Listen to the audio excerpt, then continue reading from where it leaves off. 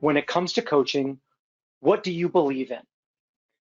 Now, if we were playing Family Feud, I think of it, what would the top four answers on the board be?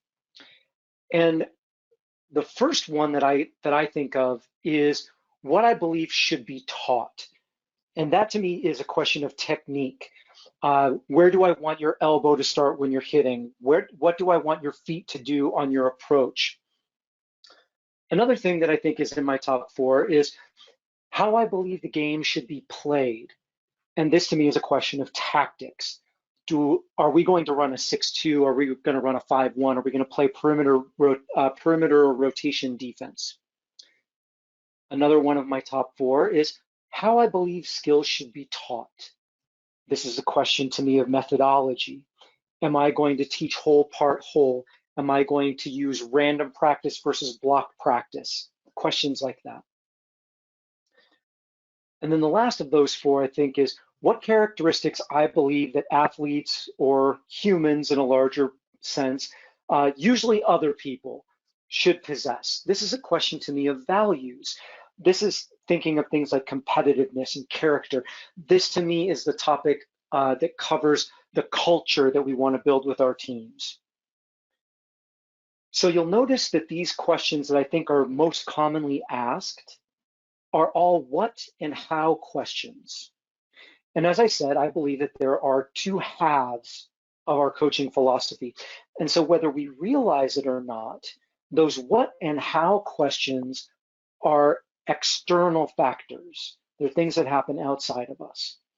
And I think that we overlook the fact that those questions that we're so keen on answering overlook these inner beliefs that shape the outer beliefs, that the questions of who and why are shaping the what and the hows that we believe in.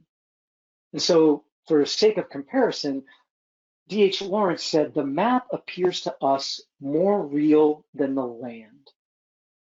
What I'm thinking about here is that the land is the environment in which we find ourselves, the team that we have, the place that we're in, both physically and emotionally and mentally, that is where we actually are, where we actually work from.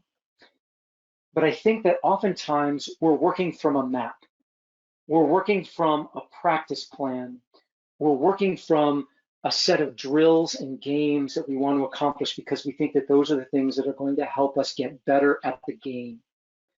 And so I want us to think about the comparisons between the maps that we're looking at and the land that we are actually on.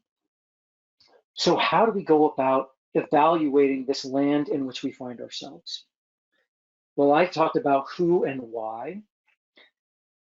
And one of the very popular questions right now, I think, or statements is this know your why. And if you Google that statement, you're going to come up with posts from places like Forbes and Huffington Post, from motivational speakers like Simon Sinek and John Gordon. And when I look at those things, I think that know your why to them means have a purpose. And while I think that having a purpose is definitely important, I think that there's more to this why. To me, the why also encompasses our foundation, the place from which we work. And so I think that foundation and purpose are certainly related, but I do not think that one supplants the other. And so if we're going to talk about whys, I want to share with you my why. And I want to share with you how did I begin to formulate that why. And that's rooted in what do I believe about me? And so I want to encourage you to think about what of this resonates with you and what doesn't. As Matsuo Basho said, do not seek to follow in the footsteps of the wise, seek what they sought. So rather than take any ideas of mine that you may like, I encourage you to think about what is it about those ideas that you like? Why are they important to you? Because I'm going to tell you why I think that they're important to me. And how I go about that is thinking about What matters to me and why is it worth caring about? Why is it worth the energy that I put into it?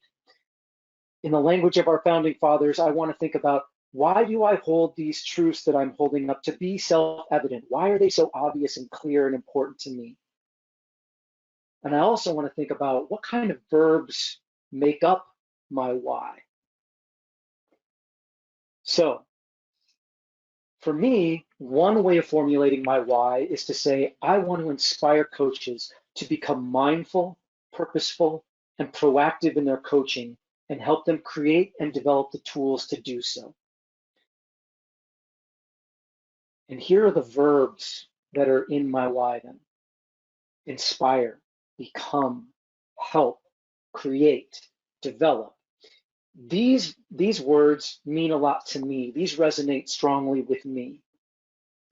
What it's saying to me is that I believe that the power and the potential lies in the people that I work with. It's not something that I give to them. It's something that I help them dig out of themselves, something that I help them discover within themselves. Now, that's a really nice statement. And I want people to recognize that that statement didn't just appear from the ether as it is. I didn't just write this up out of nowhere. It's a product of a great deal of study, a great deal of introspection. And for me, one of the things that drove that introspection is this from Bob Dylan. He said, the highest purpose of art is to inspire. What else can you do? What else can you do for anyone but inspire them? In my career as a coach, at some point, coaching a sport became less important to me than coaching a person. Sport gave me the chance to coach a person, and I wanted that person to be able to see in themselves a little bit of what I saw in them. So I'd like you to think for a moment about the role of inspiration in your coaching. How important is inspiration for you? Does it play a similar role as it does for me? What does inspiration look like for you?